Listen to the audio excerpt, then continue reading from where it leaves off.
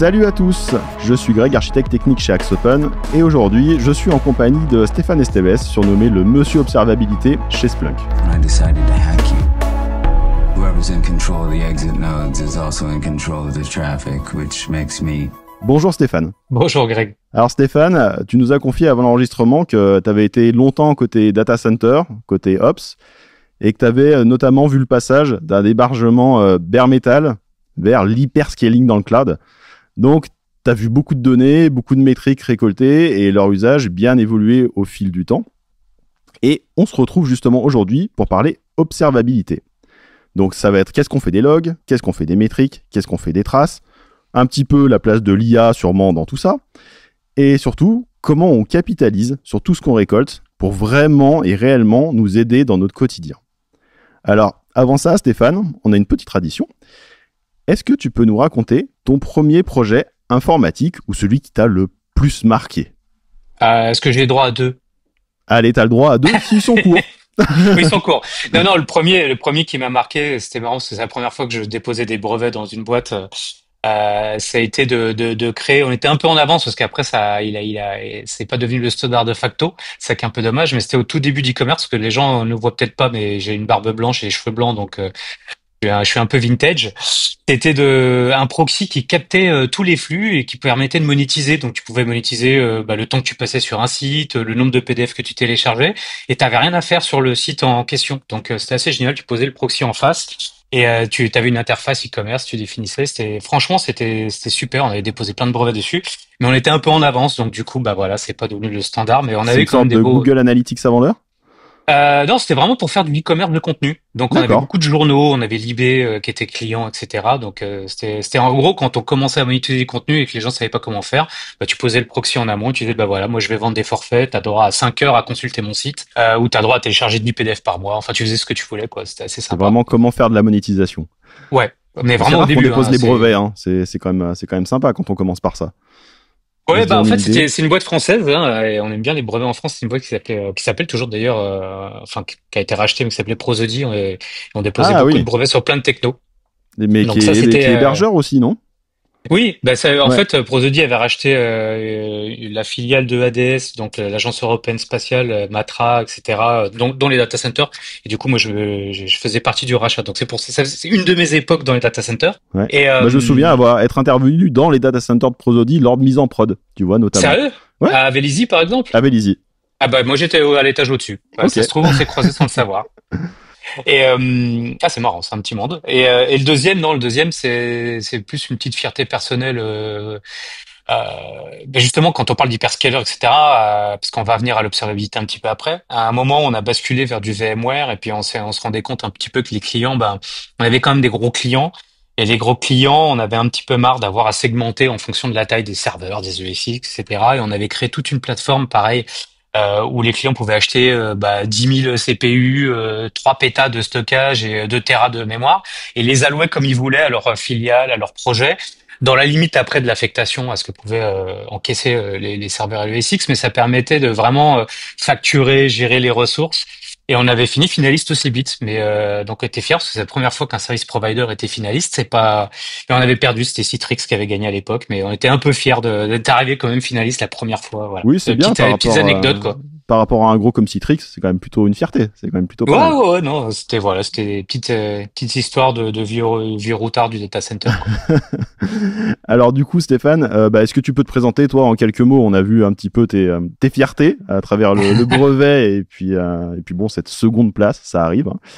Toi, qu'est-ce que tu fais? Quel est ton job? Et puis, quelles sont tes passions en termes technologiques? Alors mon job, je suis arrivé chez Splunk, que j'avais la direction du marketing produit pour l'Europe sur tout ce qui était observabilité. Et puis maintenant, on est racheté, donc on fait partie de Cisco, donc c'est toujours Splunk, mais c'est aussi une entreprise qui fait partie de Cisco. Et je suis ce qu'on appelle un market advisor. Donc mon rôle, c'est toujours de travailler sur le messaging, etc., le positionnement de Splunk en termes d'observabilité sur la zone IMIA. Et puis sinon, je suis comme tout le monde un geek, hein. C'est-à-dire que même si je suis un ingénieur frustré, parce que pour être, je vais dire quelque chose qui va pas m'attirer beaucoup d'amis, mais je viens d'une école de commerce et pas d'ingénieur. Ah, c'est marrant ça. Et ouais, mais en fait j'ai cassé tellement d'ordi, j'ai tellement bidouillé que je suis un peu un ingénieur frustré, donc c'est pour ça que j'ai vite fait basculer dans la tech. Donc je suis juste un geek comme tout le monde, donc je casse des trucs, j'installe. Ma compagne à la maison enfin, est pas très contente parce que tout est connecté dans tous les sens et que ça marche pas toujours comme elle veut. Voilà, donc ça fait. Et puis mes autres passions, c'est bah voilà, je fais de la musique et de la photo, enfin tout ce qui me permet de Tout ce de qui tourne m'évader autour un de la peu créativement. technique Ouais. un peu, et puis qui en met un peu Ouais. de partout, des appareils photo qui traînent, du matos qui traîne, et C'est puis après ça, on des sait plus comment pédales pour allumer la la télé. guitare dans tous les sens, voilà, c'est ça quoi. Plus il y a de boutons, mieux je me porte. Et des potards, et mieux je me porte. Alors parle-nous un peu de Splunk du coup. Oui. Qu'est-ce que tu fais au quotidien? Et puis présente-nous un peu Splunk, parce que on se le disait en aparté avant de commencer cette interview. Moi j'ai utilisé Splunk, mais c'était il y a quand même plusieurs années, sur de la partie plateforme de récupération de logs. Dis-nous ce que vous faites maintenant et comment ça a évolué et comment ça peut évoluer. Ouais, ben en fait Splunk c'est une jeune entreprise de 20 ans. Jeune. Ouais, c'est jeune. C'est rassurant pour nous, Euh, c'est bien. non, non, mais c'est en fait on est né effectivement. Bah en fait ce que tu décris, c'est on est né comme une plateforme de données. Euh, En fait, c'est des anciens de Yahoo qui se sont rendus compte qu'il y avait plein de data justement dans les data centers et que les gens tapaient pas forcément dedans. Et ce qui était assez dommage parce qu'on pouvait corréler ces données et ça apportait énormément d'informations pour les équipes IT, mais pas que. On le verra un petit peu après. Donc, c'est né comme une plateforme de data. On a commencé avec les logs et effectivement, les gens continuent à penser que Splunk c'est une plateforme de logs. Alors, c'est vrai. C'était vrai il y a 20 ans, mais on a beaucoup changé parce que Mais très pas que. rapidement, hein, ouais, même, enfin, il y a déjà 20 ans, on mettait des métriques, des coordonnées GPS, des données d'environnement IoT, du SCADA, des données de base de données. Enfin, on pouvait faire beaucoup de choses. Et l'idée, c'est de tout mettre dans la plateforme et de pouvoir les corréler pour qu'elle nous raconte en fait ce qui se passe, quoi. Et ça, c'est l'historique. Et en fait, rapidement, nos clients se sont rendus compte, en fait, il y avait plein d'équipes qui utilisaient Splunk pour différents besoins. Bah, typiquement, il y a plein de clients dans la cybersécu qui se sont rendus compte, mais en fait, c'est génial pour améliorer ma posture de sécurité. Puisque je peux avoir des logs, des métriques, est-ce que les gens ont badgé ou pas, enfin, plein de choses, des datas de mes firewalls ou peu importe de mes sondes et du coup on a vite fait basculer dans le monde de la cybersécu. Donc on a beaucoup d'activités dans le monde de la cybersécu. On a créé des produits dédiés à la cybersécu, hein. On est leader du CIEM, hein, des systèmes d'information de sécurité depuis plus de 10 ans maintenant. Enfin, en tout cas c'est selon le Gartner. Mais bon, on a d'autres solutions aussi autour de l'automatisation et plein d'autres choses sur la cybersécu. Et puis, on a l'autre pan d'activité aussi qui a été dédié sur la partie observabilité. On appelait avant, mais maintenant c'est moins cool, le monitoring. Oui. Mais voilà, il vaut Ça mieux fait dire vieillot maintenant, observabilité maintenant. monitoring. Ouais, c'est un peu has-been, mais ça reste du monitoring, hein. Voilà, moi je continue à penser que ça reste c'est une évolution, on va dire, ou c'est Ouais. du monitoring sous stéroïdes. Mais donc l'observabilité, dans lequel on a créé une plateforme dédiée à ça, puisque c'est vrai qu'historiquement on pouvait tout faire avec la plateforme Splunk, sauf que récemment. Il y a quelques années, lorsqu'on a vu le changement de manière de coder, donc quand on est passé au microservice, quand on a vu les changements dans la manière de fournir de la capacité de calcul, c'est-à-dire passer justement vers les containers, vers les fonctions, les serverless, tout ce qui est ultra éphémère, bah, fallait en fait avoir une approche un petit peu différente de la collecte de data. Et donc, on a créé une plateforme pour ça. Donc voilà, donc Splunk, c'est essentiellement cette plateforme de data qui fait plein de choses, qui fait aussi pour le business, hein, où on peut mettre, comme je disais, de l'IoT, etc. Mais c'est vrai qu'après, on a deux grandes pôles d'activité où on a dédié des solutions qui sont la cybersécurité et l'observabilité. D'accord. Et moi, mon rôle, bah, c'est de travailler purement sur la partie observabilité. Donc, faut D'où pas me poser de peut-être questions sur la cyber. le rapprochement avec Cisco qui s'est fait sur la partie cybersécu. Peut-être que c'est là que ça a Alors, pris sens. ouais, pas que. Pas que, Ouais. en fait, ce qui intéressait Cisco, c'est vraiment, je dirais presque plus les plateformes de données, parce que Cisco a une grosse volonté d'aller vers l'IA. Alors, on n'en a pas parlé parce de toute façon, il faudra en parler parce que si on parle pas d'IA, il n'y a plus personne, on perd nos auditeurs. Mais on a commencé à faire de l'IA en 2015, donc on a quand même déjà un petit bagage. Alors, dans ce qui s'appelait de l'AIOps, mais et sur la partie cybersécu aussi, depuis pas mal d'années, on faisait du user behavior analytics, donc tout, avec pas mal d'algo, etc. Donc, ce qui a intéressé Cisco, c'est cette plateforme de données. Effectivement, Cisco aussi est un acteur de la cyber, mais avec d'autres. Donc, c'est très complémentaire. Mais Cisco aussi avait des activités dans l'observabilité, notamment entre autres au travers de AppDynamics. Ouais. Et c'est marrant parce qu'en fait, on a été racheté par Cisco, donc fait partie Cisco, mais en fait, finalement, AppDynamics est devenu Splunk AppDynamics. Donc c'est D'accord. comme un reverse acquisition. Finalement, Ouais. on les appelle, on s'appelle Abdi entre nous parce que c'est la maison. Abdi est passé côté Splunk dans le portfolio observabilité, donc l'intégration, elle s'est fait super vite et assez naturellement. Enfin, ça a été vraiment très complémentaire, quoi. Alors, on a abordé le thème de l'observabilité depuis tout à l'heure. Juste pour reposer les bases, pour toi, c'est quoi la définition de l'observabilité? Alors ça, c'est la question à 3 millions de dollars. Ouais. Parce qu'il n'y en a pas. Enfin, moi, mon point de vue, c'est qu'il n'y a pas de... Pourquoi je dis ça? En fait, l'observabilité, c'est quelque chose qui est encore en train d'évoluer. Il y a beaucoup de marketing, peut-être un peu trop. Mm. C'est pour ça qu'on n'a pas vraiment de définition au final. Moi, je vais essayer d'en donner une quand même, parce que Donne-nous la tienne. Voilà. Alors, j'ai la version historique, si tu veux. J'ai retrouvé la première fois où le mot est arrivé dans l'IT, et de mémoire, c'était l'équipe engineering de Twitter, hein, Ok. qui a volé le terme, parce qu'en fait, le terme observabilité, si tu le regardes, n'existe pas dans les dictionnaires. Non. Sérieusement, tu peux faire l'essai. Le mot n'y est pas, ni dans le Larousse. J'ai essayé en allemand, en anglais, Il y a beaucoup de en mots dans espagnol. l'informatique comme ça qu'on a inventé. Hein. Ouais, mais ça existe donc dans l'ingénierie traditionnelle, on va dire, le concept est d'essayer de déterminer ce qui se passe à l'intérieur d'un système en fonction de ce qui rentre et ce qui sort, on va dire. Donc, et les équipes DevOps de Twitter ont un peu piqué ce concept et l'ont amené dans le monde du DevOps, et ça a bien pris, effectivement, parce qu'on s'est rendu compte qu'on se retrouvait avec beaucoup de boîtes noires à partir du moment où, encore une fois, on était passé vers les microservices, les containers, etc. Et en fait, on comprenait pas pourquoi le monitoring ne marchait pas et comment ça fait. Voilà, il fallait avoir une nouvelle approche, on va dire. Moi, je vais pas forcément essayer de donner une définition, puisque c'est pas mon rôle, c'est le rôle des analystes. Il y a des choses où tout le monde est d'accord. On est tous d'accord que pour rendre un système observé, il faut un minimum de signaux. Donc les logs, les métriques, les traces. Maintenant, on parle de profiling, on parle de les fournir aussi avec du contexte. Donc chacun y va de sa version, observabilité 2.0, 3.0. Moi, souvent, quand je le positionne au client, j'utilise plutôt un exemple de biais cognitif que l'on fait en tant qu'humain. On appelle le biais du survivant. Et pour l'illustrer, parce que en fait, plutôt que d'avoir une définition, il faut comprendre l'état d'esprit lié à l'observabilité. Et donc, le biais du survivant, si je prends un exemple, en plus c'est un peu d'actualité, pendant la Deuxième Guerre mondiale, en fait, les ingénieurs en Angleterre essayaient d'améliorer les avions. Et en fait, ils regardaient les avions qui rentraient de campagne, et puis jetaient un coup d'œil, puis ils voyaient qu'il y avait des impacts dans les ailes, etc. Puis ils disaient, ben, on va renforcer le blindage à cet endroit-là. Ce qui semble plutôt logique. Et puis c'est un statisticien en fait qui s'appelait Abraham Walt qui a été les voir en disant bah, messieurs, le problème c'est que là vous me faites un petit biais du survivant, c'est-à-dire que vous regardez les datas que vous avez devant vous, c'est-à-dire les avions qui sont rentrés. Moi ce qui m'intéresse c'est tous ceux qui ne sont malheureusement pas rentrés, comment je fais en sorte pour qu'ils rentrent à la maison.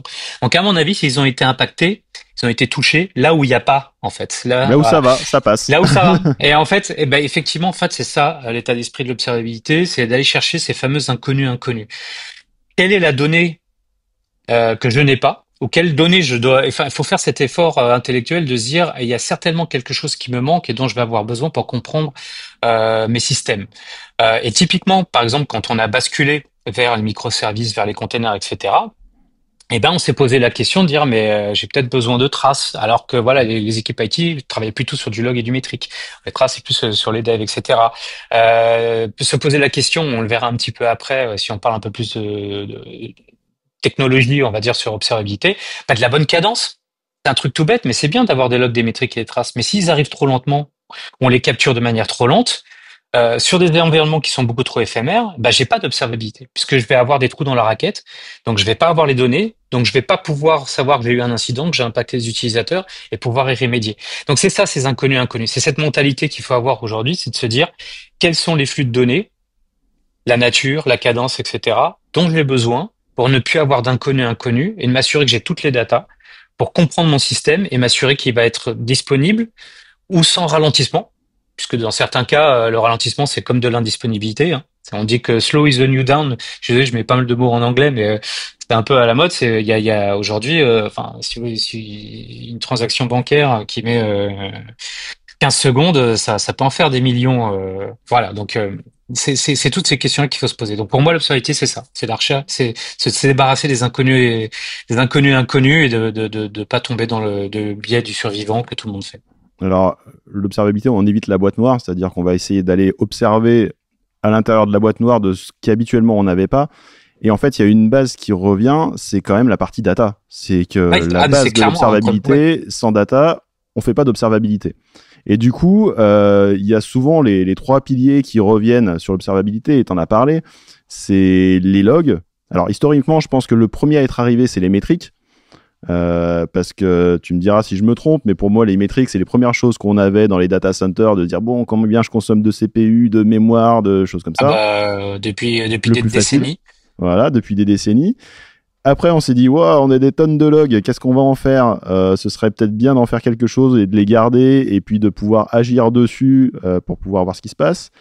Et puis, je pense que un peu plus récemment est arrivée la notion de trace. Hmm. Parce que moi, je me souviens dans le dev, il y a 15 ans, on disait, ouah, mets pas trop de logs, mets pas trop de logs parce que ça va tuer les perfs. Et puis, plus tu mets de logs, plus ça va, plus ton application, elle va être lente. Donc, on avait tendance à en remonter le moins possible.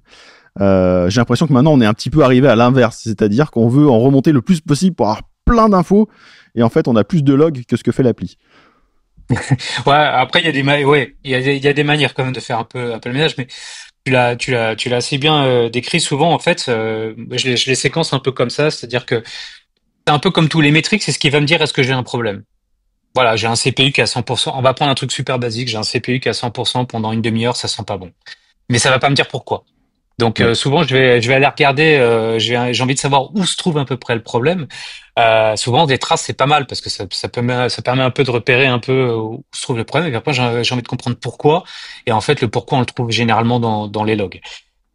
Récemment on en a rajouté. Donc on rajoute les profils, tout ce qui est profiling.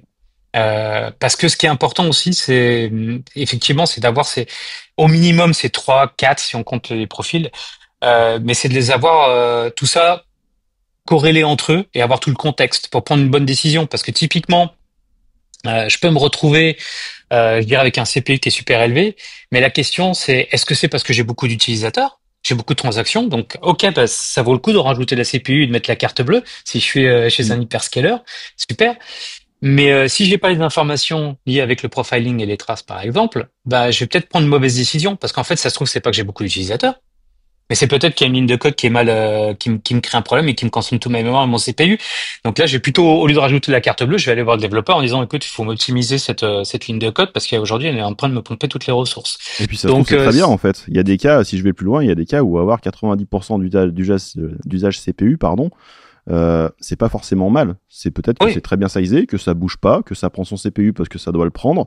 Et puis c'est comme ça. Donc comme tu dis, exactement. effectivement, avoir le contexte autour, c'est hyper important pour comprendre ce qu'on fait. On y viendra un petit peu après sur la partie corrélation. En fait, tout ça est très très corrélé, quoi. Mais du coup, sur ce que tu nous décris, je pense que les plus intéressés sur la partie observabilité, ce sont les ops, au final, qui vont souvent exploiter les solutions. Mais après, l'observabilité, il faut que ce soit compris par tout le monde, parce que si on parle rien que de log et de traces, les développeurs aussi vont être intéressés par la partie observabilité pour pouvoir après avoir des données en cas de problème sur leurs applications, pour avoir des données de comportement de leurs applications et pouvoir corriger certains points spécifiques sur leur application. En fait, ouais, moi, il y a enfin, ce qui est important, c'est que tout le monde y ait accès. En fait, l'idée, c'est qu'aujourd'hui, tout le monde puisse partager la donnée, la regarder avec leur propre angle de vue et leurs besoins, mais d'avoir, en fait, pour résoudre moi, il y a un KPI qui m'amuse un peu et qu'on retrouve souvent chez les clients que je connais depuis longtemps, pour m'être retrouvé dans des cellules de crise à 3 heures du matin, et ben, voilà. C'est le mean time to innocence. Ce qu'on appelle dans le data center le syndrome de la pastèque. C'est tout le monde regarde sa pastèque, elle est verte, et puis à un moment on ouvre l'intérieur, ah, c'est un peu rouge dedans. Donc le mean time to innocence, c'est en combien de temps je peux prouver que c'est pas de ma faute. Parce que souvent on commence par dire c'est le réseau, puis après si c'est pas de la faute du réseau, on va aller voir le DBA et ainsi de suite. L'intérêt que tout le monde puisse partager les données, c'est surtout qu'à la fin, on fasse un triage beaucoup plus efficace lorsqu'on détecte un incident pour pouvoir aller vers les bonnes personnes pour pouvoir le résoudre et pas réveiller tout le monde pour rien. Donc si effectivement, bah, j'ai une charge importante sur mon data center, mais parce que j'ai beaucoup de business, j'ai pas besoin d'aller embêter le développeur. parce que c'est juste un problème de capacité et de sizing. Mais d'un autre côté, si je me rends compte qu'effectivement c'est un problème de code, bah là j'ai besoin de le savoir. Et les ops, j'ai pas besoin de mettre tout le monde au garde à vous au niveau des ops, alors que c'est un problème de code. Mais l'intérêt, c'est que les équipes d'exploitation, en tout cas le premier niveau qui se prend l'alerte, ait aussi cette capacité à faire un triage plus efficace, et qu'ensuite, si on se retrouve vraiment en cellule de crise, bah, qu'on résout le problème le plus vite possible pour aller se recoucher le plus rapidement possible. C'est quand même un peu le but. C'était beaucoup plus efficace, que faut pas oublier que derrière, bah, celui qui est impacté, c'est le business et c'est les utilisateurs. Et quand ça commence à arriver, à monter au niveau du CTO, du Ça va très CIO, vite. voire du CEO, c'est des situations qu'on a envie d'éviter, parce qu'à la fin, on est quand même tous là pour supporter les métiers. Et les derniers, de plus en plus, ça, c'est plus récent, on commence à le voir, c'est les équipes cyber, sécu, Ouais. qui commencent à s'intéresser beaucoup à l'observabilité, parce qu'ils se disent, mais en fait, côté DevOps, ils ont quand même pas mal de data, ça peut m'intéresser. Alors, la réussite n'est pas toujours la même, quoi. Mm. Ils ont du mal à lâcher leur data, mais ils sont très intéressés, souvent, les équipes de cyber aussi, par les données obtenues par les équipes DevOps au travers de leur nouvelle stratégie d'observabilité, ouais. J'ai une petite Mais c'est anecdote récent. sur Oui. les utilisateurs, tu vois, des données d'observabilité. Moi, j'ai eu un DSI que je salue, qui s'amusait sans arrêt avec la plateforme d'observabilité pour aller détecter tout ce qui était signaux faibles. C'est-à-dire que sur son temps libre, sur le temps qu'il avait à côté, quand il n'était pas en train de faire son vrai boulot de DSI, et ben il allait taper dans les plateformes d'observabilité et il allait chercher tout ce qui pouvait être signaux faibles ou potentiellement on pouvait perdre une vente, on pouvait avoir un petit truc qui passait pas, etc. et à détecter tout ça. Et hyper Ah, intéressant. Et c'est lui qui arrivait à remonter parfois certaines choses. Alors il cherchait plutôt d'un côté business, mais du coup il mhm. avait toutes les infos dans les plateformes d'observabilité pour pouvoir remonter potentiellement un problème business, une vente qui se serait mal passée, quelque chose qui serait pas allé d'un système A à un système B. Et du coup, voilà, il remontait Moi, tout ça. j'en ai une là-dessus aussi, c'est un peu dans la même histoire. Mais avant, ce que je peux recommander à ton DSI, s'il le souhaite, c'est on peut l'aider chez Splunk, hein, parce qu'on a de l'AIOps, donc on a des algorithmes dont le métier est d'aller chercher les signaux faibles quand on a des grosses plateformes, plutôt qu'ils gardent comme ça, ils garderaient un petit peu de temps libre. Je pense que c'est un jeu, hein, plus qu'autre chose, Je pense que c'est à ce intellectuel. niveau-là. Je pense plutôt c'est plutôt un jeu intellectuel, mais c'est très bien. C'est super. Moi, je trouve super qu'un DSI fasse ça, honnêtement, garder un peu les mains de temps en temps Ouais. dans la mécanique. Mais en termes d'anecdotes, nous, on a eu le cas d'un client qui est dans le monde du travel, du voyage, et qui comprenait pas pourquoi une personne se plaignait. Et puis, effectivement, dans l'intérêt d'avoir cette approche d'observabilité, c'est qu'on s'est rendu compte que l'utilisateur se plaignait parce qu'il achetait des billets d'avion au travers de sa PS5. Donc j'ai du mal à imaginer quelqu'un qui s'amuse avec il faut l'imaginer avec sa manette de la PS5 pour aller acheter un billet d'avion quand même. Donc, mais Ça paraît l'intérêt, pas c'est être de le truc le pouvoir. plus pratique. Voilà, mais l'intérêt d'avoir ça, c'est parce que c'est pas forcément un cas d'usage qu'on va imaginer quand on Non. développe une application. On fait ça pour de l'iOS, de l'Android, enfin des Mac et des machins. Enfin, on fait du rendering, on l'adapte en fonction des devices, mais on fait plus trop de BlackBerry, sauf si on s'adresse dans certains pays où c'est encore en prod, je sais pas. Mais ni pour la PS5. Mais l'intérêt d'avoir cette information, c'est quand même fournir une qualité au client, de pouvoir lui dire, écoutez, je sais d'où vient le problème. Je vous recommande quand même, au lieu de vous plaindre, de prendre un navigateur sur votre voilà, mobile ou autre Éviter la chose. PS5. C'est Ouais, la pas, PS5, c'est un peu lent, c'est un peu normal que ce c'est soit pas un peu lent. optimisé et personne l'a testé, honnêtement, hein. Voilà, c'est un peu ça. Mais on a l'info. Ce qui est Ouais. important, c'est qu'on a l'info pour aller voir le client et lui fournir un service client au top, on va dire. Alors Stéphane, je pense qu'on a un peu fait le tour de la définition de ce qu'on pouvait faire avec l'observabilité. Maintenant, si on rentre un peu plus dans le concret, on sait qu'on a des choses à observer, on veut avoir des infos. Concrètement, comment on fait pour remonter toutes ces infos depuis tous les systèmes de notre ESI? Comment on s'y prend? Alors, déjà, il faut se poser la question s'il faut toutes les infos ou pas. On y reviendra un petit peu après. Parce que après, il y a une question de sizing, de budget, etc. La bonne nouvelle, c'est qu'il y a plein On de y plein de reviendra manières au de. coup aussi, je pense, hein. Ouais, ouais, d'accord. Les trucs qui fâchent un petit peu après. Non, non. Non, plus sérieusement, en fait, je dis, je veux bien que tu refasses la question un petit peu, que tu me la refasses, parce que du coup, je suis parti sur les coups. Du coup, concrètement, Stéphane, comment on fait pour arriver à remonter toutes les informations dont Ah on a oui, oui, besoin oui. pour l'observabilité? Il y a plusieurs manières, en fait. La première étape, c'est de se poser la question de la collecte, déjà, parce que tout simplement, ça part de là. Moi, il y a un projet open source où on est, nous, enfin chez Splunk, on est hyper fan, qui est OpenTelemetry. Donc j'engage tous les auditeurs à aller regarder OpenTelemetry. C'est quoi l'avantage de cette approche-là? C'est que jusqu'à maintenant, en fait, quand on voulait faire de l'observabilité, il y avait deux solutions. Soit j'avais différentes plateformes, donc une plateforme pour les logs avec l'agent propriétaire, c'était le cas de Splunk aussi, l'agent Splunk, mais d'autres solutions. J'avais l'agent pour récupérer les traces vers un outil de tracing, et puis pour les métriques, autre chose, etc. Tout ça n'était pas corrélé, ça partait sur les plateformes. Bref, on est dans la situation du passé où c'est compliqué, et en plus, il fallait gérer trois agents propriétaires. Déjà, je sais pas ce qu'ils font d'un point de vue sécurité compliance. En plus, ça bouffe des ressources. Ouais, ça parce qu'à bouffe chaque fois, énormément. petite anecdote dans le fameux en introduction, avant qu'on démarre, on discutait un petit peu, on s'était croisé peut-être dans un des data centers à Vélizy. Je vais te donner un exemple. Moi, certains agents me bouffaient jusqu'à 5% de CPU. 5% de CPU, ça paraît C'est pas énorme. énorme, mais quand j'avais plus de 10 000 serveurs, mon CFO, 5% sur 10 000 serveurs à restituer au business, c'était quand même super. Donc, c'était pas négligeable. Donc, il y a cette manière-là. De plus en plus, on essaie de regrouper tout ça sur des agents uniques qui vont faire l'ensemble. C'est-à-dire qu'il y a dans cette capacité à collecter log, métrique et traces. Quand on le fait de manière propriétaire, le problème, c'est qu'on est attaché, en fait, à un vendor, c'est-à-dire à la plateforme d'observabilité vers qui je vais envoyer ensuite cette donnée, ce qui fait que, du propriétaire, je sais pas ce qu'il fait. À nouveau, compliance. Mais surtout, si demain je veux changer de plateforme, il va falloir réinstrumenter l'ensemble. Enfin, c'est assez compliqué. Il y a ce nouveau projet, donc, enfin, qui est pas nouveau, parce que maintenant il est dans le plus haut niveau de maturité C'est de la assez Cloud récent, hein. Native Foundation. Effectivement, tu fais bien de le mentionner. C'est pas si vieux que ça, OpenTelemetry. Hein. Je pense qu'il y a encore 5 ans, c'était assez balbutiement Oui, et la spec était vraiment en train d'être construite. Hein. ouais, c'est la Alors fusion qu'on fait de l'observabilité depuis quand même très très longtemps, parce qu'on y revenait sur la partie métrique. Je veux dire, il y a quand même 30 ans qu'on surveille les métriques des CPU et des mémoires, quoi.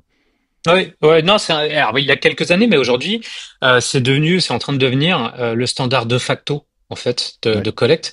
Parce que, en gros, ce qu'il offre comme intérêt, c'est d'une part, c'est open source, donc je sais exactement ce qu'il fait.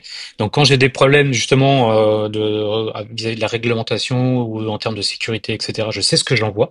Ça, c'est le premier point. Ensuite, il est light en termes de ressources. Ça, c'est l'autre avantage. Et Ça, c'est ensuite, comme c'est important. open source, j'ai le choix demain, si j'aime pas la plateforme que j'utilise d'observabilité, basculer les flux vers une autre plateforme, et ben je le fais sans avoir à réinstrumenter quoi que ce soit. J'ai juste à rediriger entre guillemets les logs, les métriques et les traces vers une autre plateforme d'observabilité sans avoir à retoucher tous mes serveurs, mes applis, etc. Donc il y a plein d'avantages. C'est pour ça qu'aujourd'hui, c'est vrai, ça devient vraiment le standard de facto. Nous, on a certains clients industriels, très gros clients.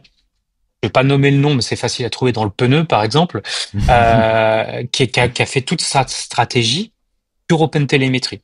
Voilà, ils ont dit maintenant, moi, je veux industrialiser, ça sera mon agent que je mettrai partout. Je n'ai qu'un seul à maintenir, je sais ce qu'il fait, j'économise en ressources, et puis je suis libre de changer ma plateforme derrière d'observabilité quand je le souhaite.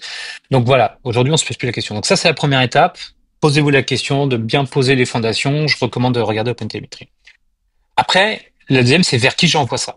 Vers quelle plateforme j'ai envoyé mes flux, logs, métriques et traces. Idéalement vers une plateforme unique, puisque l'idée c'est d'avoir du contexte, on l'a vu, pour prendre les Oui. meilleures décisions. Ça sert Oui, et à rien puis pas d'aller chercher à droite et à gauche Et selon voilà. là où on est dans le SI, quoi. Ça perd son intérêt.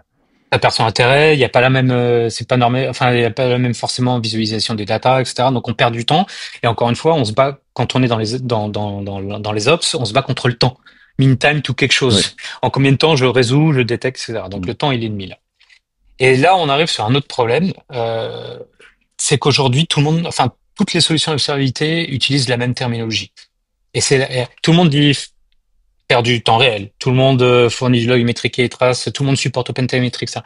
Or, quand on regarde dans les détails, malheureusement, s'il y a des DSI qui nous entendent ou des ingés, il faut gratter et regarder derrière parce que c'est souvent pas le cas. Quand on vous parle de temps réel, on parle de quoi? Nanosecondes, secondes, minutes, etc. Parce que aujourd'hui, la plupart des solutions, par exemple, la plus rapide que je connais sans les nommer de nos concurrents, c'est 10 secondes. 10 secondes, ça paraît pas grand-chose. Ça Mais 9 dépend. secondes de non-observabilité sur du serverless avec des microservices, enfin du container serverless, il peut se passer un monde. Il peut avoir des plantages, le truc à redémarrer, Kubernetes fait bien son boulot, redémarre, donc le container dit, bah si, moi je vais bien, alors qu'il allait pas bien. Oui, on a Donc vous raté avez pas quelque chose. collé. Eh ben, on a raté la route cause de pourquoi c'est arrivé, et puis surtout on a raté, on sait pas si on avait perdu des clients, on sait Ouais. pas si la transaction allait passer, on sait rien. Le système nous dit que tout va bien, donc j'ai toujours ma pastèque, elle est verte. Voilà, Elle donc a été il coupée faut. entre-temps, mais on n'a pas eu le temps de le voir. C'est ça, elle a été recollée, donc elle a l'air bien. Donc bon, voilà, on a recollé ma pastèque. Et donc sérieusement, c'est voilà, aujourd'hui, il faut challenger en fait tous les vendors, hein, moi inclus, hein, parce que j'en fais partie. Hein, il faut les challenger. Temps réel, ça veut dire quoi? Donc c'est pour ça, par exemple, chez Splunk, on a choisi d'avoir une plateforme différente de celle qu'on avait historiquement pour s'adapter à ces environnements-là, avec un streaming qui est propriétaire. Alors c'est pas du Kafka ni du Netflix, Ouais. c'est notre techno, mais l'idée étant par exemple, nous on collecte toutes les secondes. Ok. Aujourd'hui, la latence chez Splunk entre le moment où un événement arrive et on a généré de la valeur avec cette data, c'est-à-dire qu'on a mis à jour un graphe, on a généré une alerte ou autre, c'est entre 2 et 3 secondes. Donc c'est plutôt rapide quand La, même. la plupart des solutions aujourd'hui, elles mettent déjà, elles récupèrent la donnée toutes les 10 secondes, donc déjà il y a des trous dans la raquette. Et on va voir que ça crée des problèmes plus tard lorsqu'on va parler d'AI, parce que l'AI se nourrit, les algos se nourrissent de data. Et si j'ai pas toute la data, les algos, on a beau avoir des super jolis algorithmes qui font papa maman, ils reposent sur des trous dans la raquette, comme on dit, garbage in, garbage out. C'est ce qu'on disait, hein, Euh, la base c'est la data et qu'elle soit de qualité et qu'elle soit là en temps et en heure. Exactement. Donc là, il y a des solutions voilà qui collectent lentement, et puis après, surtout, c'est que c'est un batch derrière. Donc, elle collecte toutes les 10 secondes, mais après, ça se met dans une base de données, une time series database. Et puis après, tu vas avoir un batch qui va aller interroger ça. Et plus le client est gros et plus il a des environnements, et plus tout ça, c'est lent. Et donc, en fait, le temps entre l'événement, si je l'ai collecté, parce qu'encore une fois, c'est toutes les 10 secondes, si je l'ai collecté, et le temps où j'ai généré de la valeur, c'est-à-dire que j'ai une alerte ou j'ai un graphe mis à jour, c'est pas 10 secondes. Ça peut être une minute. Et encore une fois, dans certains business, c'est énorme. Oui. C'est énorme. Après, est-ce Donc qu'on a voilà. besoin de ce temps réel sur la partie analyse? Il est quand même moins important que le fait de bien récupérer la donnée, de l'avoir en temps réel et sur certaines choses, de pouvoir être alerté. Mais après, sur la partie Bah, analyse post ce qui s'est passé, qu'on soit à 10 secondes ou à 30 secondes pour rafraîchir un graphe ou un dashboard, euh, est-ce que là, c'est quelque Oui, chose modulo, d'important? si tu fais de l'automation. Modulo, si tu fais de l'automation. Parce qu'aujourd'hui, le but, c'est Là, de il faut faire de réagir plus vite, l'automatisation au effectivement, maximum. parce que si ça réagit 2 minutes après, c'est compliqué. Bah voilà, là, l'idée, c'est que en fait, on puisse restaurer. Admettons, j'ai fait un truc tout débile, il y a un script pour relancer le service ou peu importe. Bah, t'as pas envie d'attendre 2 minutes. En fait, si t'es capable de le détecter en 2 secondes, de lancer le script et en 4 secondes, tu as réglé le problème pour les clients. Parce qu'entre-temps, le business continue à tourner. Entre 4 secondes et 2 minutes, encore une fois, sur certains métiers ou certaines activités, c'est énorme. Si ça tombe, manque de bol, pendant un pic où on a fait une promo à la télé sur le produit, etc., c'est du chiffre d'affaires qui part un peu partout. Ou si c'est un signal faible, justement, qui peut être lié à une attaque ou d'autres choses. Encore une fois, on se bat contre le temps quand on est dans les ops. Donc, ça peut être hyper structurant d'avoir ça. Donc, il faut la collecter vite pour être alerté le plus vite et pouvoir réagir le plus vite. Sur Après, si c'est du l'observabilité, post-mortem trop tard, ça, on a le temps. ouais, ça, Ça, t'as été moins pressé, ça, on quoi. a le temps. Ouais. Mais après, tu vois, tu mentionnais la partie automation. Moi, je me pose la question parce que nous, on ne le met pas forcément en place sur les plateformes d'observabilité. Donc, tu as la collecte de la data. Hein. Tu as en plus, après, l'analyse qui peut être humaine ou automatisée ou aidée à partir d'IA.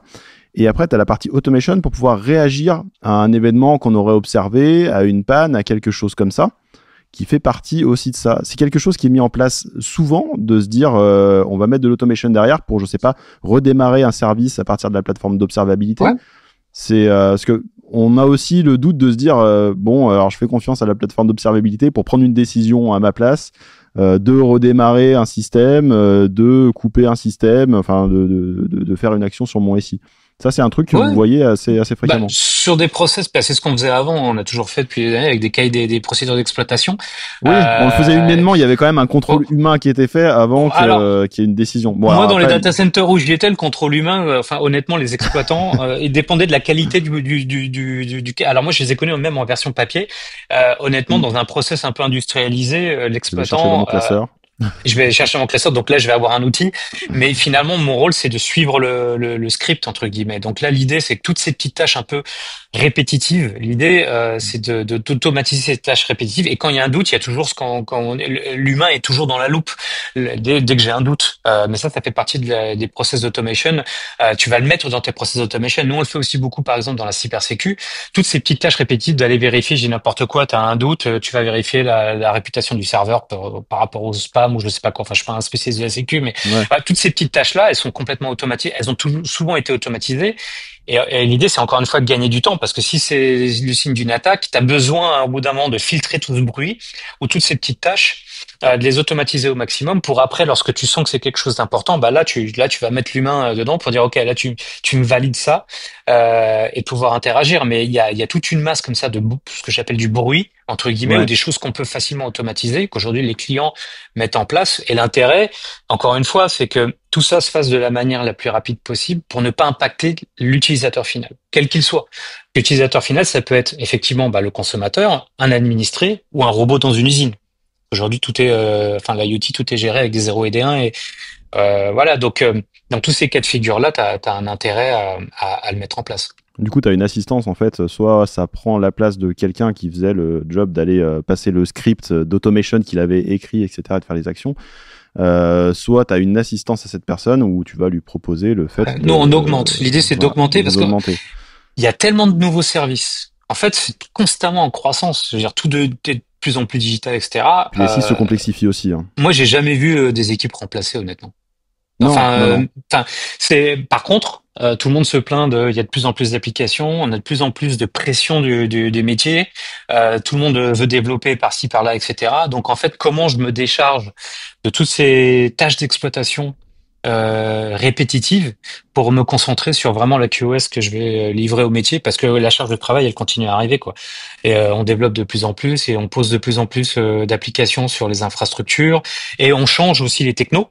Ouais. Donc, Voilà, parce que là on parle de adaptation, serverless, mais demain on va adaptabilité. mettre du quantum computing ou Ouais. du je sais pas quoi. Ça s'arrête jamais. Tu sais, c'était Là, la promesse du cloud public où on disait demain vous allez vous passer de vos ops parce que vous saurez tout faire tout seul. Oh oui, oui. On n'en a jamais vu un qui est sorti de la boîte. Il avait toujours plus de choses à faire et plus de choses à apprendre. Ouais, puis il faut voir la tête. Moi, pour y avoir participé, est un peu la route cause du problème. Tu faut voir la tête des services catalogues des cloud providers. Hein. Je veux dire, si t'as pas un bon gros diplôme d'ingénieur, Faut comprendre, hein. C'est complexe. c'est pas du Beaucoup plus suivant complexe. terminé. Hein. Ouais, exactement. Et du coup, on gagne du temps là-dessus sur l'observabilité. En termes de gain de temps, ça veut dire aussi potentiellement gain d'argent. Tu mets en place de l'observabilité dans ton entreprise, sur ton SI. Quel ROI tu peux en tirer? Parce qu'en fait, là, on ne crée pas de valeur business directe. Donc, c'est quelque chose qui est toujours difficile à valoriser dans un SI, le fait de mettre de l'observabilité. C'est comme quand tu vas dire, je vais utiliser un outil pour arriver à monitorer mes VM comme on faisait il y a 15 ans. Bah, tu n'as pas de création de valeur directe. Donc, est-ce que tu as un moyen de trouver un ROI à l'observabilité que tu vas mettre en place? Alors, moi, je vais peut-être retourner ça d'autre manière. C'est qu'est-ce qui se passe quand on n'a pas d'observabilité? On a fait une étude, on a demandé à plus de 2000 CTO, CIO, mais on a ajouté aussi les CMO et les CFO. Donc aussi les équipes financières, marketing et autres, pour connaître l'impact en fait des ralentissements et des pannes. Sur le Global 2000, c'est-à-dire les 2000 plus grosses boîtes au monde. Donc on a couvert, je crois, une cinquantaine de pays, et puis 11 business différents, l'industrie, les comptes publics, etc. Voilà, pour avoir Grosse étude. voilà, c'est Oxford Analytics qui l'a fait, donc Okay. on les a commandités. Ça a pris du temps. Le résultat, c'est que la moyenne, ça coûte 200 millions de dollars par entreprise par an. Sur les Global 2000, c'est 400 milliards. Mais c'est 200 millions par an, en moyenne, par entreprise, au niveau des coûts. Alors, bien évidemment, le premier coût, en fait, de la non-observabilité ou de la non-disponibilité, c'est bien évidemment la perte de revenus. Mais c'est pas c'est juste une partie, ça fait 49 millions, pour te donner un ordre de grandeur. Mais dedans, tu as aussi le deuxième coût supplémentaire, c'est les amendes. Quand on n'est pas compliant avec certaines régulations, par exemple dans le monde bancaire, vous n'êtes pas disponible, vous n'êtes pas, voilà, il faut payer des amendes, etc. Ça, c'est 22 millions. Les pénalités sur les SLA, 16 millions, etc., etc. Les coûts sur les équipes, parce qu'en fait, on va passer, on est en période de crise, on va devoir payer en fait un peu plus cher les équipes puisqu'elles sont d'astreinte et certaines n'étaient pas forcément d'astreinte. Ça, c'est tout bête, mais c'est 11 millions. En fait, il y a des coûts cachés partout. Et C'est en ce que fait, j'allais dire. pas... En fait, sur la plupart des entreprises, donc là, tu parles des gros. Donc, c'est vrai qu'on a des chiffres qui sont démentiels, qui parlent peut-être pas Mais ça forcément. s'applique à tout le monde. Ouais, voilà. Mais à l'échelle, on se dit, bon, moi, les 200 millions, ça me paraît tellement astronomique que j'en parle pas. Mais à l'échelle d'une PME, par exemple, effectivement, moi, le premier coût qui me vient en tête, c'est le coût des équipes. C'est-à-dire, tu as un incident de prod, et ben tu vas y passer déjà 3 à 4 heures à le résoudre. Après, tu vas avoir l'analyse post qui va mettre peut-être 2 jours. Après, tu vas avoir les mesures correctives à mettre en place qui vont prendre du temps. Et ça va mobiliser effectivement tes équipes et les occuper pendant peut-être une dizaine de jours pour un incident de prod qui enfin, plus ou moins grave. Hein. Si ça mobilise pendant 10 jours, c'est quand même que c'était assez grave. Et en fait, le coût de tes équipes, c'est quelque chose que tu ne vois pas la plupart du temps parce que tu dis, bon, bah, c'est les équipes Ops, c'est leur boulot, c'est leur job de faire ça. Et effectivement, si tu les décharges de ça, elles peuvent aussi faire d'autres choses. Ah, et moi, c'est le premier coup, tu vois, qui me venait en tête. Ouais, mais t'as celui-là, t'as la perte de productivité. Alors là, c'est 12 millions, mais Ça, si dans une direct, PME, ça va être peut-être 50 000 euros, mais 50 000 Ouais, mais la euros dans ton proportion est chiffre d'affaires, identique. c'est, voilà, Ouais, c'est la ça. proportion exactement la même. Et pour toi, 50 000 euros, ça peut te faire aussi mal que les 12 millions dans une grosse fait. société, peu importe.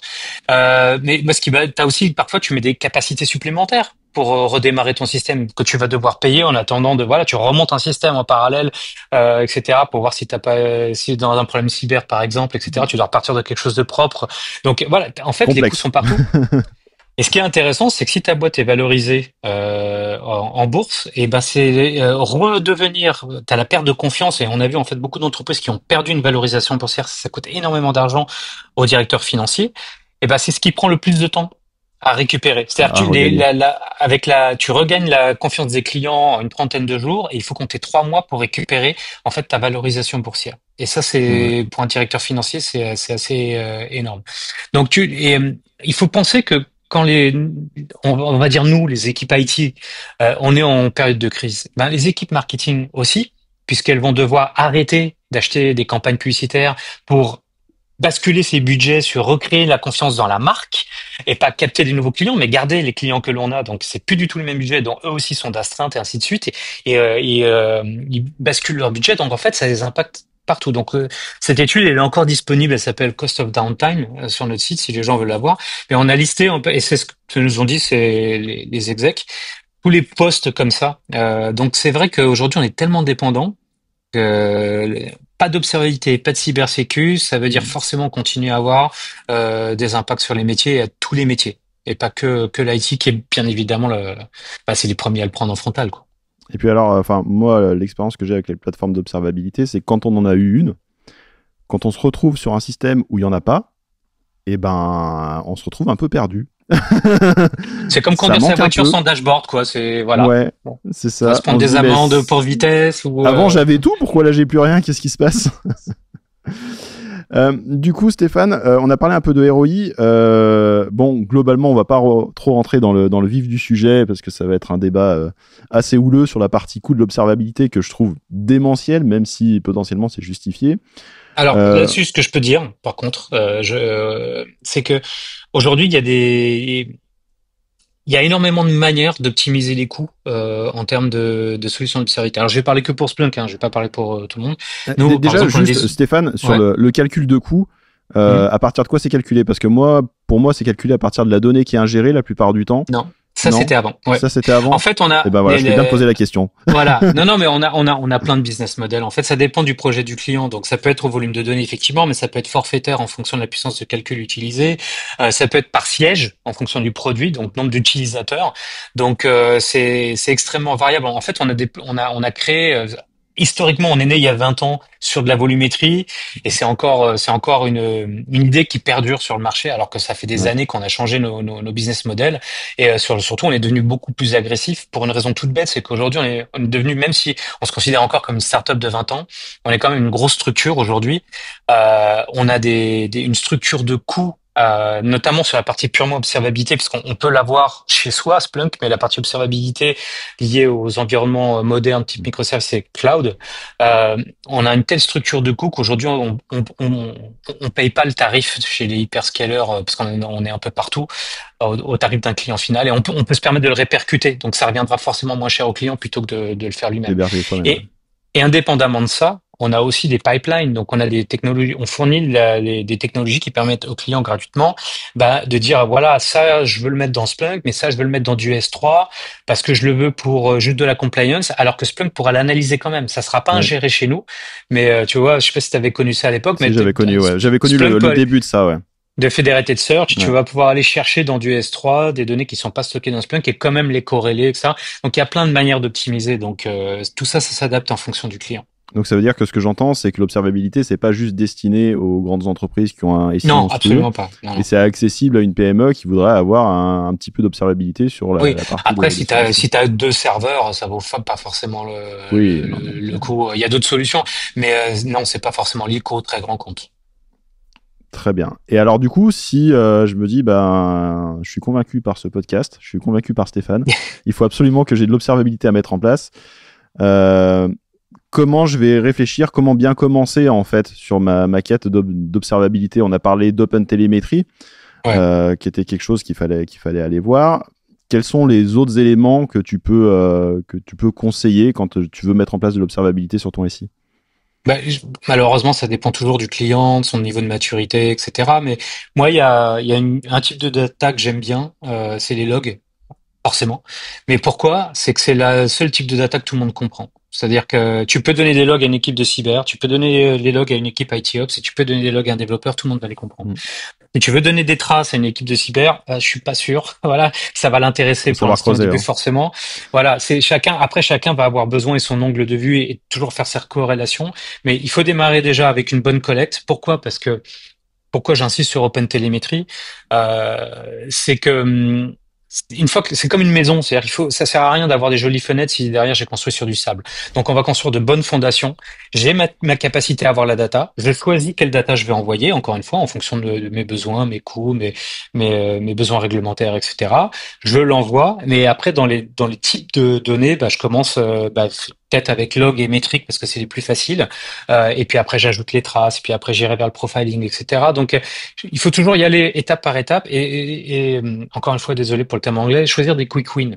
Ça, on le fait avec les clients. On a des équipes on conseille nos clients en disant voilà sur quelle application, sur quelle infrastructure on va démarrer pour montrer le projet, la valeur du projet, l'intérêt, et après on va le déployer sur d'autres. Ça sert à rien d'essayer de faire un monstre dès le départ. On y va étape par étape.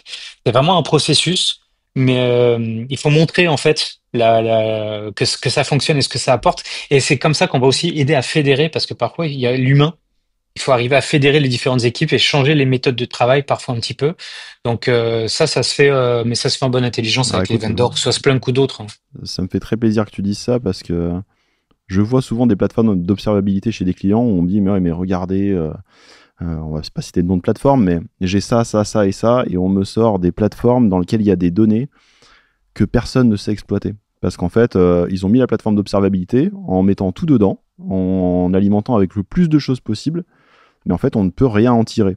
Donc, Et en plus, ça doit coûter, ça coûte beaucoup pour rien. un bras. C'est Non, il faut monstrueux. se faire accompagner. Clairement, il faut se faire accompagner. Si on a déjà des partenaires technologiques avec qui, des intégrateurs ou autres, enfin des gens qui connaissent et qui vous connaissent, faut pas hésiter à se faire accompagner là-dessus. Ils pourront vous conseiller, mais pas uniquement sur la techno, mais aussi sur les process. Et Ouais, voilà. puis réfléchir à ce qu'on veut en faire au final. Voilà, C'est nous on surtout va le ça. faire, on Qu'est-ce va qu'on veut en accompagner tirer. l'intégrateur et le tiers et le client, on sera là tout le temps là aussi effectivement, mais il faut pas hésiter à se faire accompagner parce que c'est tellement primordial de le faire bien dès le départ parce que alors c'est vrai que c'est embêtant souvent Une fondation.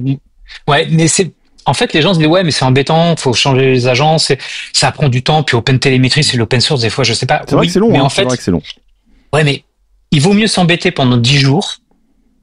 Voilà, on va dire, j'exagère, mais Bon, il vaut mieux c'est s'embêter sympa, pendant. mais Non, mais j'exagère, c'est pas 10 jours, mais je veux dire, il vaut mieux s'embêter pendant 10 jours, mais après se faciliter la vie pendant 10 ans que l'inverse. Tout Que à pendant fait. un truc qui est super simple pendant les 10 jours, mais pendant 10 ans, je vais galérer après parce que ça va pas m'apporter la valeur que j'avais estimée. Donc, moi, je préfère dire, ok, on démarre comme ça, on part bien, mais enfin, les retours sur investissement, on le verra dès les premières applications, ça va aller très très vite. Moi, j'ai des clients qui ont démarré, alors eux, je peux les nommer, qui est Porsche, par exemple, qui ont bien compris l'intérêt d'une approche en plus plateforme. Ils ont démarré avec un projet, en 2 ans, ils en ont fait 60. Alors, ils sont allés vite, mais voilà. Mais ils ont mis les moyens, en fait, c'est surtout ça. Ils ont mis les moyens, puis surtout, ils sont allés doucement. Enfin, ils ont commencé le premier, ils ont appris, puis après, ça s'est super accéléré après, mais ça a pas démarré avec un truc monstrueux dès le départ. Mais il y a une vraie valeur après, mais il faut vraiment, faut rester pragmatique. Bon, il y a un dernier sujet, Stéphane, qu'on n'a pas passé en revue, et le problème, c'est que c'est trop d'actualité pour qu'on n'en parle pas. Ah, l'IA. C'est l'IA. Ouais. Qu'est-ce que l'IA apporte dans une plateforme d'observabilité? Parce que maintenant, je pense que c'est aussi votre cœur sujet maintenant. Je suis pas allé voir la Ouais, page de ouais, Splunk, alors je rassure mais je tout le pense que monde. sur la première page de Splunk, je dois retrouver de l'IA, non? Ouais. Alors l'IA, alors nous, on a l'IA, mais on fait de l'IA, mais on est très, très organisé, on va dire, autour des équipes IT et cybersécu, même si on peut faire d'autres choses avec Splunk. Donc d'IA, forcément, on en a comme tout le monde, on en a partout. C'est-à-dire que notre outil d'observabilité, il va y avoir bien sûr de l'IA pour faire de l'anomaly detection, détecter les anomalies à votre place, aller chercher le container au milieu des 10 000 qui va pas bien et qui a un comportement aberrant plutôt que de le chercher soi-même, etc. Ok. Ça, on a aussi du LLM. Donc, bien sûr, on peut chatter avec Splunk. Maintenant, regarde Splunk. Ah, j'ai vu qu'il y avait un problème. Raconte-moi ce qui se passe, que je comprends pas bien.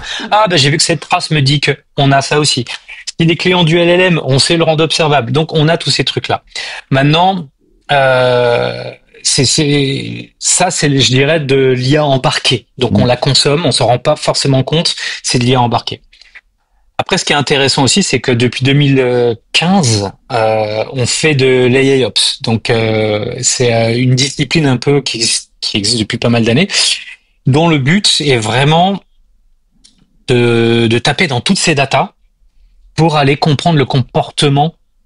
Alors le comportement habituel de l'application, etc. Pour changer un peu la manière dont on va faire du troubleshooting. C'est-à-dire que, par exemple, l'idée c'est de dire, j'ai les algorithmes qui vont être capables de détecter un comportement applicatif. Ça veut dire quoi? Ça veut dire que si je suis une boîte de trading, par exemple, et qu'on est lundi matin et que les marchés financiers sont ouverts, il est 9 heures, c'est normal.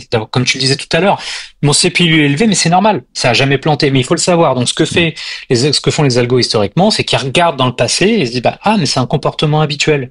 Et en plus, c'est pas un jour férié, il y a pas un truc, voilà. Je vais pas générer d'alerte. Par rapport à des trucs avec des seuils statiques classiques où au bout d'un moment, je génère une alerte, c'est un faux positif. Que va faire l'exploitant? Il va désensibiliser parce que j'en ai marre d'avoir des faux positifs et à la fin, je vois plus rien. Mais ce qui est intéressant, c'est dans l'autre cas. C'est de se dire, là, on est lundi matin, les marchés sont ouverts, c'est pas un jour férié. Par contre, dans ces pays, il y a 5%. Qu'est-ce qui se passe? C'est pas un comportement habituel. Donc, pouvoir générer ça. Donc, on a plein de trucs comme ça pour des analyses. Voilà. Ça marche aussi pour, d'un point de vue plus technique. J'ai 3 serveurs derrière un load balancer. C'est l'algorithme qui va faire le boulot de se dire, c'est bizarre parce que sans lui dire, il va comprendre que c'est une grappe. Il va se dire, mais cette grappe de serveur, elle fonctionne d'habitude normalement. Pourquoi celui-là, il a 5% de CPU, pas les autres? Je vais demander à un admin de jeter un coup d'œil quand même. Voilà. Donc, il y a plein de trucs comme ça. Aussi, de la recherche de root cause probable. De se dire, plutôt que de réveiller tout le monde à 3 heures du mat parce que j'ai une erreur sur mon web frontal, parce que le serveur d'appli il a pas répondu, mais le serveur d'appli il a pas répondu parce que la base de données a fait un timeout, mais la base de données a fait un timeout parce qu'elle n'arrive plus à écrire dans le stockage, il est plein. Au lieu de réveiller tout le monde à 4 heures du mat, l'intérêt c'est que les algos comprennent que tout ça est ce qu'on appelle chez nous un épisode et va aller dire directement attention. Voilà, au lieu de t'envoyer 10 alertes, je t'en envoie qu'une seule. Je te raconte tout ce qui s'est passé et à mon avis, c'est le stockage. Donc réveille le gars du stockage d'abord, rajoute du stockage et ça va enlever toute la chaîne d'erreurs plutôt que de réveiller le webmaster, mais ça sert à rien tant qu'il n'y a pas de stockage, ainsi de suite. Donc tout ça, ça fait des années que ça existe. Ça améliore la corrélation en fait d'événements qu'on avait, qui étaient il y a une dizaine d'années un peu en balbutiement et qui maintenant se perfectionnent de plus en plus. Et maintenant, c'est encore mieux puisque justement, c'est alimenté par encore plus de données avec l'observabilité, donc c'est encore plus efficace. C'est pour ça que j'insiste sur le fait d'avoir une stratégie un peu globale du traitement des incidents, parce que les choix qui sont faits en termes d'observabilité et de collecte de data vont avoir un impact tout de suite sur l'observabilité, mais vont avoir ensuite sur d'autres stratégies liées à l'IA un petit peu après, notamment pour la recherche de signaux faibles. Je te prends un exemple sur les traces. Une erreur qu'on fait souvent sur les traces, et ça c'est un gros débat sur le marché, c'est que tout le monde fait d'échantillonnage. Oui. Pourquoi oui, on fait parce que ça fait moins de données à traiter, donc c'est vrai que c'est quand même pas mal. Non, c'est que ça coûte de l'argent. Bah oui. Voilà, ça coûte de l'argent tout simplement. On adorerait avoir toutes les datas et que ça coûte pas cher. Donc chez Splunk, on fait pas d'échantillonnage par défaut. On peut si on veut, mais par défaut on le fait pas. Pourquoi? Encore une fois, parce qu'on a une structure de coût et de volume qui fait que notre coût de stockage, on peut se le permettre et le fournir aux clients. Mais il y a plein de techniques qui ont été mises en avant pour faire de l'échantillonnage intelligent en disant mais il y a plein de traces qui ne servent à rien. J'ai envie de dire qui ne servent à rien tout de suite. Mais quid d'une trace qui contient le fameux signaux faible de ton DSI? Si je l'ai échantillonné, si je fais l'échantillonnage et que j'ai perdu ce petit signal faible, qui n'est pas une erreur tout de suite maintenant, Donc je l'écarte, voilà. Bah c'est quand même dommage parce que j'ai perdu ces signaux faibles. Donc encore une fois, cette vision globale d'avoir cette capacité à se faire des layups après, d'avoir des algos qui tapent dans la data, bah il faut l'alimenter avec ces signaux faibles. Donc il faut vraiment avoir cette vue à 360 degrés des impacts avec le contrôle de coût qui va bien sûr. Mais encore une fois, on échantillonne pour une seule et unique raison, c'est le coût. Sinon, il n'y a pas de raison d'échantillonner. Qui peut le plus peut le moins. Donc, mais il faut faire attention à ça. C'est ce qu'on essaie de faire chez Splunk, c'est vraiment, chez nous et d'autres qui veulent avoir une vraie approche toutes les plateforme, données pour après faire de l'analyse complète. Et de faire du bout en bout et de vraiment s'assurer que si je déshabille Pierre ici, ben ça va pas impacter Paul derrière, parce que finalement, à la fin, ce qui compte, c'est que toutes les équipes et les informations dont elles ont besoin pour pas encore être réveillées à 3 heures du matin et pas perdre des clients. Pas réveiller quelqu'un qui avait pas du tout envie d'être réveillé et puis il y avait rien à voir là-dedans. Rien de pire que ça. Alors du coup, on a parlé d'IA. Pour toi, c'est quoi l'avenir de l'observabilité? Qu'est-ce qui reste à faire et vers quoi on se projette dans les quelques années à venir?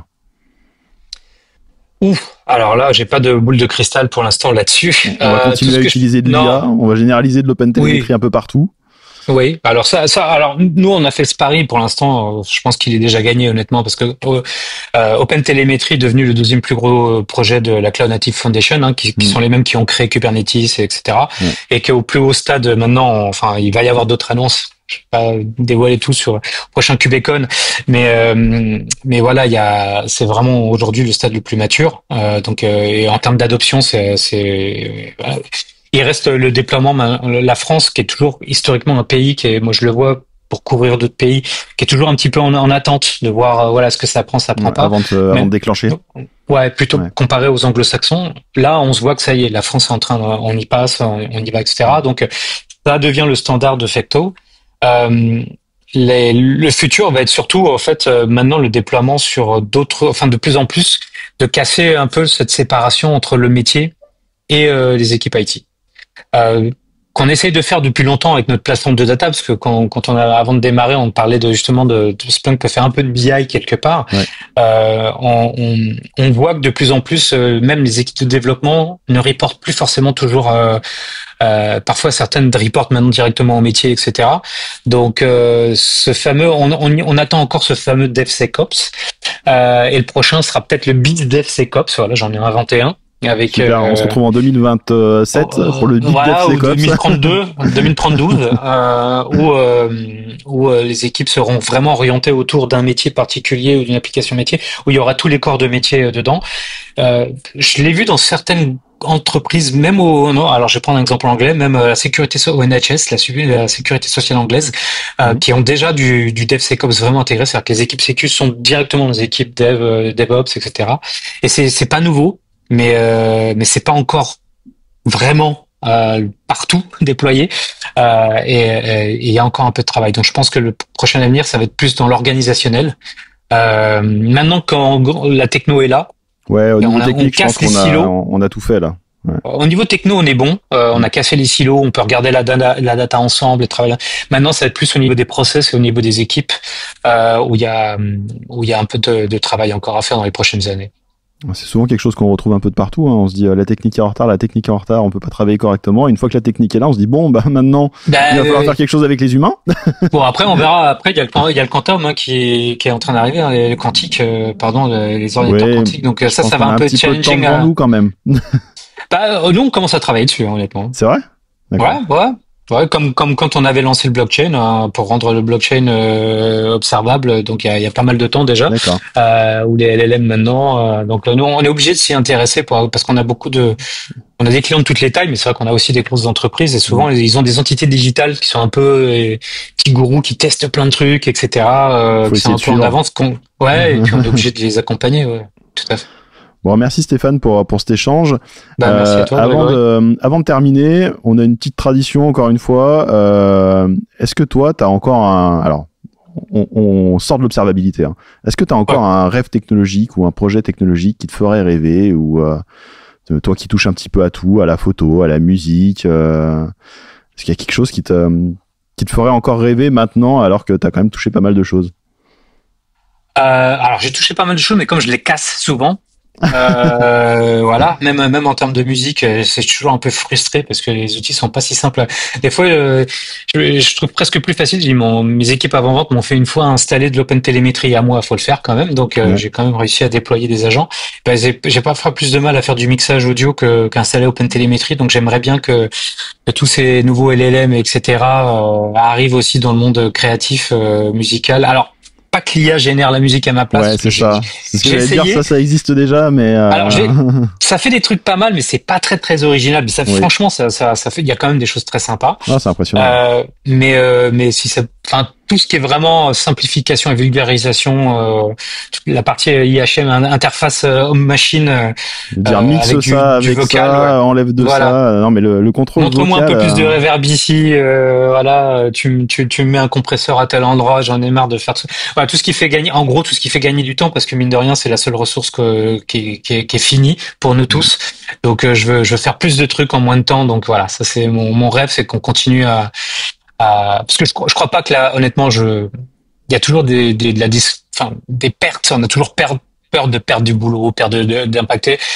Honnêtement, je le vois pas tant que ça. On se réadapte constamment aux nouveaux outils et moi, je suis plutôt confiant dans la partie aller. Aide-moi à travailler mieux et puis c'est mon rôle à moi en tant qu'humain d'utiliser l'outil le mieux possible pour faire en sorte que je produise quelque chose, soit pour moi, soit des sons sympas, soit pour mon travail. On a souvent une idée en tête et qu'on n'arrive pas techniquement à réaliser sur un logiciel audio ou quelque chose comme ça. On se dit mais pourquoi j'y arrive pas? Et je voudrais que ça rentre comme dans ma tête et en fait ça rend pas pareil. Ouais, et puis surtout le processus créatif, c'est un truc. Enfin, en tout cas chez moi, c'est un grand mot créatif. Hein, je suis pas professionnel, mais c'est un truc qui vient au fil de l'eau un peu. T'es en train de tester ces trucs, ça vient, et il y a rien de pire qu'être freiné par la techno en cherchant où cliquer machin. Et puis l'idée elle s'en va. Et puis une fois qu'elle est partie, elle est partie quoi. Merci beaucoup Stéphane. Merci à toi. Écoutez, un petit conseil, allez vous renseigner auprès d'Open Télémétrie. Si vous avez des besoins d'observabilité, n'hésitez pas, regardez aussi du côté de Splunk ce qui peut être fait. Et surtout, restez un petit peu pragmatique dans votre utilisation. Essayez d'avoir un besoin avant d'installer une énorme plateforme d'observabilité où vous saurez pas quoi en faire, quoi. Et faites-vous aider là-dessus. À bientôt Stéphane. Et merci à tous pour votre écoute. Merci, à bientôt.